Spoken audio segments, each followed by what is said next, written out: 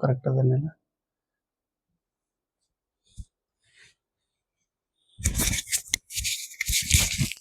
Correct ಅದನ್ನೇನಪ್ಪ ಇದು ಸಣ್ಣ video.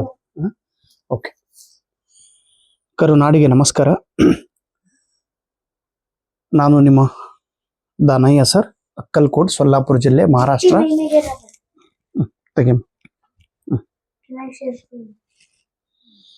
ಜೆಟ್ಟನ್ನು ಬಿಡಲಾಗ್ಯದ ನೋಡ್ರಿ.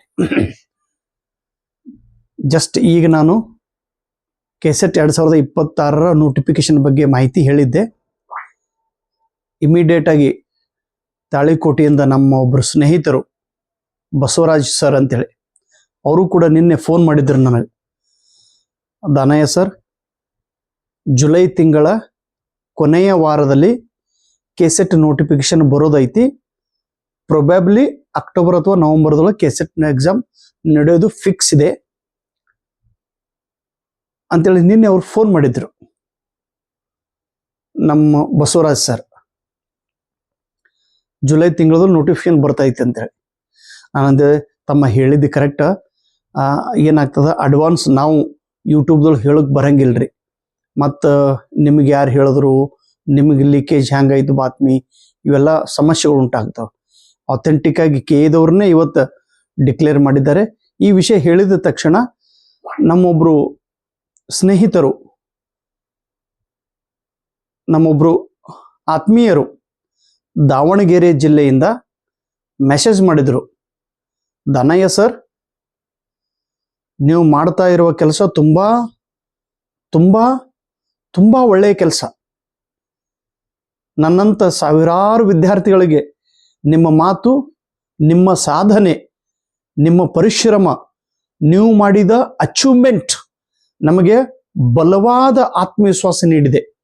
ನಿಮ್ಮ ವಿಡಿಯೋಗಳನ್ನು ನೋಡಿ, ನಿಮ್ಮ ಸ್ಫೂರ್ತಿ ಮಾತುಗಳನ್ನು ಕೇಳಿ, ನಿಮ್ಮ ಅಚೀವ್ಮೆಂಟನ್ನು ನೋಡಿ ನಾನು ಅಚೀವ್ಮೆಂಟ್ ಮಾಡಬೇಕಂತ ತಿಳಿದು ನಿರ್ಧಾರ ಮಾಡಿ ಅಚೀವ್ಮೆಂಟ್ ಮಾಡಿದ್ದೇನೆ ಅಂತೇಳಿ ಸನ್ಮಾನ್ಯ ಶ್ರೀ ಪ್ರಕಾಶ್ ಸರ್ ಅವರು ಮೆಸೇಜ್ ಮಾಡಿದ್ರು. ಆದ್ರೆ ಆ ಮೆಸೇಜ್ದೊಳಗೆ ಏನು ವಿಶೇಷತೆ ಗೊತ್ತದ್ರಿ? ಪ್ರಕಾಶ್ ಸರ್ ಅವರು ಹೇಳಿದ್ರು, ಸರ್ ನನ್ನ ಸಬ್ಜೆಕ್ಟ್ ಇಂಗ್ಲಿಷ್ ಲಿಟ್ರೇಚರ್, ನಿಮ್ಮದು ಕೂಡ ಇಂಗ್ಲಿಷ್ ಲಿಟ್ರೇಚರ್. ನಿಮ್ಮ ಪ್ರೇರಣೆಯ ಮಾತುಗಳನ್ನು ಕೇಳಿ, ನಿಮ್ಮ ಅನುಭವಗಳನ್ನು ಕೇಳಿ, ನಿಮ್ಮ ಸಾಧನೆಯನ್ನು ನೋಡಿ ನಾನು ಕೂಡ ಇಂಗ್ಲಿಷ್ ಲಿಟ್ರೇಚರ್ದೊಳಗೆ ಕೆಸೆಟ್ ಎಕ್ಸಾಮ್ ಅನ್ನ ಪಾಸ್ ಮಾಡಿದ್ದೆ. ನೀವು ಸತತವಾಗಿ ಕೆಸೆಟ್ TET ಎಕ್ಸಾಮ್ಗಳನ್ನ ಬರೆಯುವುದನ್ನ ನೋಡಿ ನಾನು ಕೂಡ 5 ಬಾರಿ TET ಎಕ್ಸಾಮ್ ಅನ್ನ ಪಾಸ್ ಮಾಡಿದ್ದೇನೆ ಸರ್. 2 ಬಾರಿ CTET ಎಕ್ಸಾಮ್ಗಳನ್ನ ಪಾಸ್ ಮಾಡಿದ್ದೇನೆ ಸರ್. ಕೆಸೆಟ್ ಪಾಸ್ ಆದ್ಮೇಲೆ ಅಸಿಸ್ಟೆಂಟ್ ಪ್ರೊಫೆಸರ್ ಎಕ್ಸಾಮ್ಗೆ ಕಾಯುತ್ತಾ ಕೊಡೋದಕ್ಕಿಂತ ನೀವು ಒಂದು ಮಾತು ಹೇಳಿದ್ರಿ, ಎಂಪ್ಲಾಯ್ಮೆಂಟ್ ನ್ಯೂಸ್ ಅನ್ನ ಓದಬೇಕು. ಎಂಪ್ಲಾಯ್ಮೆಂಟ್ ನ್ಯೂಸ್ ಅಲ್ಲಿ ಕೇಂದ್ರೀಯ ಅಂದ್ರೆ KVS, ಕೇಂದ್ರೀಯ ವಿದ್ಯಾಲಯ ಸಂಘಟನೆಯ ವತಿಯಿಂದ, ಕೇಂದ್ರೀಯ ವಿದ್ಯಾಲಯ ಸಂಘಟನೆಯ ವತಿಯಿಂದ KVS ಶಾಲೆಯಲ್ಲಿ ಶಿಕ್ಷಕರ ಭರ್ತಿ ಮಾಡಲಾಗುತ್ತದೆ ಕೇಂದ್ರ ಸರ್ಕಾರದವರು. ನವೋದಯ ವಿದ್ಯಾಲಯದೊಳಗೂ ಕೂಡ ಟೀಚರ್ ರಿಕ್ರೂಟ್ಮೆಂಟ್ ಮಾಡುತ್ತಾರೆ ಮತ್ತು KVS ದೊಳಗೂ ಕೂಡ ರಿಕ್ರೂಟ್ಮೆಂಟ್ ಮಾಡುತ್ತಾರೆ. ಕೇಂದ್ರೀಯ ವಿದ್ಯಾಲಯ ಸಂಘಟನೆಯಲ್ಲಿ ಯಾರು ಕೇಂದ್ರ ಸರ್ಕಾರದಲ್ಲಿ ನೌಕರಿ ಮಾಡುತ್ತಿರುತ್ತಾರೋ ಅಂತಹ ಎಂಪ್ಲಾಯಿಗಳ ಮಕ್ಕಳಿಗಾಗಿ ಈ ಶಾಲೆ ಇದೆ.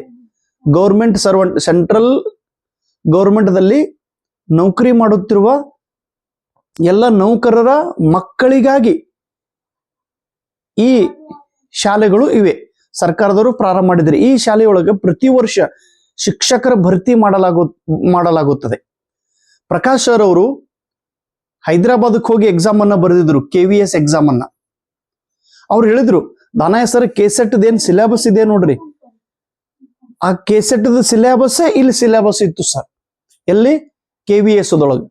ಸೊ ಆ ಎಕ್ಸಾಮ್ ಅನ್ನು ಬರೆದು ಪಾಸ್ ಆಗಿ ಈಗ ನಾನು TGT ಟೀಚರ್ ಆಗಿ ಆಯ್ಕೆಯಾಗಿದ್ದೇನೆ.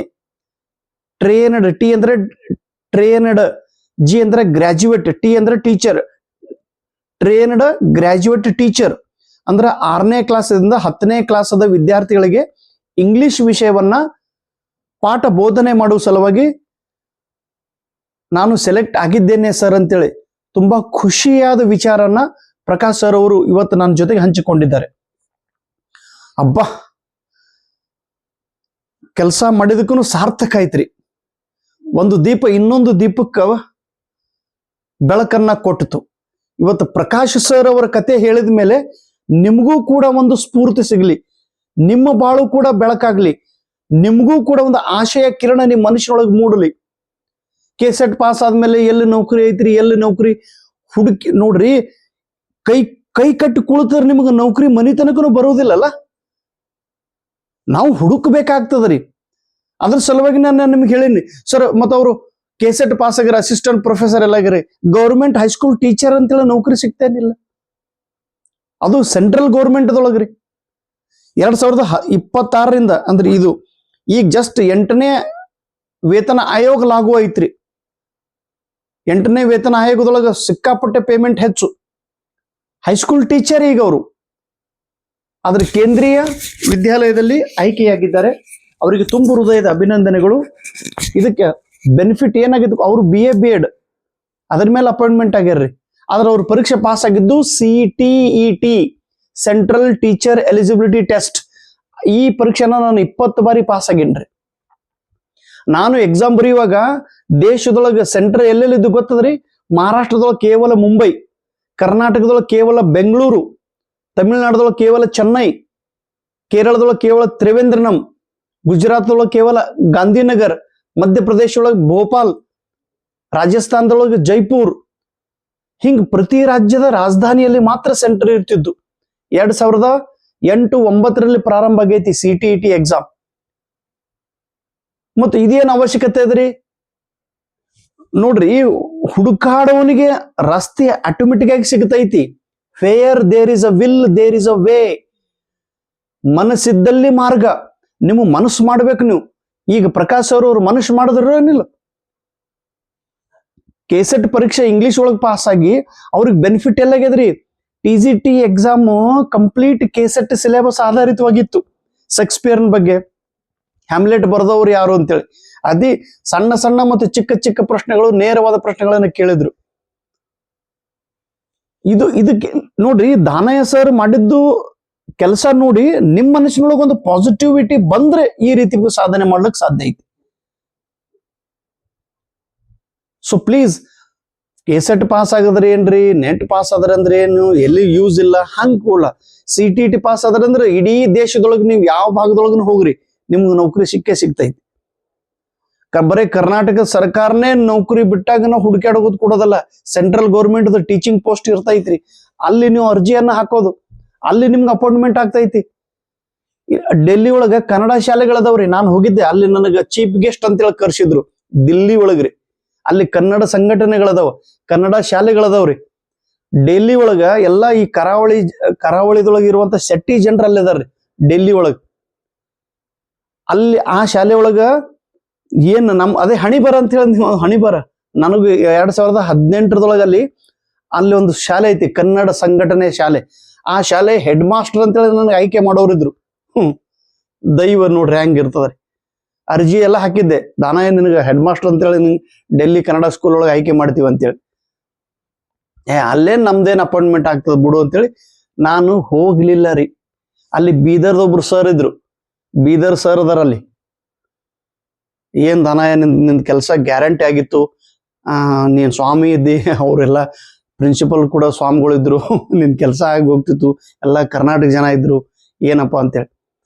ಆದ್ರೆ ನಾನು ಚೀಫ್ ಗೆಸ್ಟ್ ಆಗಿ ಕರೆದಾಗ ಅವ್ರು ಹೇಳಿದ್ರು, ದಾನಯ್ಯ ಸರ್ ಹೋದ ವರ್ಷ ನೀವು ಬಂದಿದ್ರೆ ನಿಮ್ ಕೆಲಸ ಆಗ್ತಿತ್ತು ಅಂತೇಳಿ. ನಾನು 2019 ಒಳಗೆ ಅಲ್ಲಿ ಗೆಸ್ಟ್ ಆಗಿ ಹೋಗಿನ್ರಿ. ಎಲ್ಲಿ? ಡೆಲ್ಲಿ ಒಳಗೆ. ಅಲ್ಲಿ ಕನ್ನಡ ಶಾಲೆಗಳದಾವ, ಅಲ್ಲಿ ಕನ್ನಡ ಟೀಚರೇ ಸಿಗಂಗಿಲ್ರಿ. ಮುಂಬೈದೊಳಗಂತೂ ಸಿಕ್ಕಾಪಟ್ಟೆ Kannada teachers demand, Kannada medium ಇದ್ದವ್ರಿಗೆ. ಆದ್ರೆ ನೀವು ಕರ್ನಾಟಕದವ್ರು ಇದ್ದವರು ಅಪ್ಲಿಕೇಶನ್ ಒಂದೊಳಗೆ ಮುಂಬೈ ಒಳಗೆ ಹಾಕಿದ್ರೆ ಕಣ್ಣು ಮುಚ್ಚಿ ನೌಕರಿ ಆಗ್ತದ್ರಿ. ಆದ್ರೆ ನೀವು CTET ಎಕ್ಸಾಮ್ ಅನ್ನ ಕ್ವಾಲಿಫೈಡ್ ಆಗಿರ್ಬೇಕು. ಸೊ ಅಷ್ಟು ಬೆಲೆ ಈ ಎಕ್ಸಾಮ್ಗಿದೆ. ಸೊ ಎನಿಹೌ, ಪ್ರಕಾಶ್ ಸರ್ ಅವರ ಸಾಧನೆ ನಮಗೂ ನಿಮಗೂ ಎಲ್ಲರಿಗೂ ಸ್ಫೂರ್ತಿ. ಸೊ ಪ್ರಕಾಶ್ ಸರ್ ಅವರ ಒಂದು ಸಾಧನೆಯನ್ನು ನೋಡು ನೀವು ಕೂಡ ಸಾಧನೆ ಮಾಡ್ರಿ. ನಿಮ್ಮ ಬಗ್ಗೆ ಒಂದು ಕತೆ ಹೇಳುವ ಒಂದು ಅವಕಾಶ ನನಗೆ ಕೊಡಬೇಕು. ನಿಮ್ಗೆಲ್ಲರಿಗೂ ಶುಭವಾಗಲಿ. ಒನ್ಸ್ ಅಗೇನ್ ಪ್ರಕಾಶ್ ಸರ್, ನಿಮಗೆ ತುಂಬ ಹೃದಯದ ಅಭಿನಂದನೆಗಳು. ಸರ್ ಅವರು ಜಸ್ಟ್ ಇವಾಗ ಮೆಸೇಜ್ ಮಾಡ್ಯಾರ. ಅವರು ಯಾರು? ನಮ್ಮ ಪ್ರಕಾಶ್ ಸರ್ ಅವರು.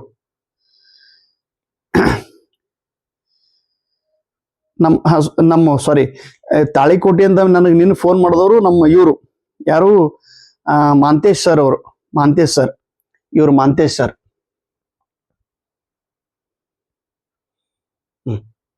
ಮಾಂತೇಶ್ ಸರ್ ಅವರು, ಅವರೇ ನನ್ನ ಫೋಟೋನು ಇಟ್ಟಾರ ಅವರು DP ಒಳಗೆ. Thank you sir Mantesh. ಅವರೇ ಹೇಳಿದ್ರು ಸರ್ ಜುಲೈ ತಿಂಗಳದೊಳಗೆ ನೋಟಿಫಿಕೇಶನ್ ಬರೋದಿದೆ ನೋಡಂತೇಳಿ.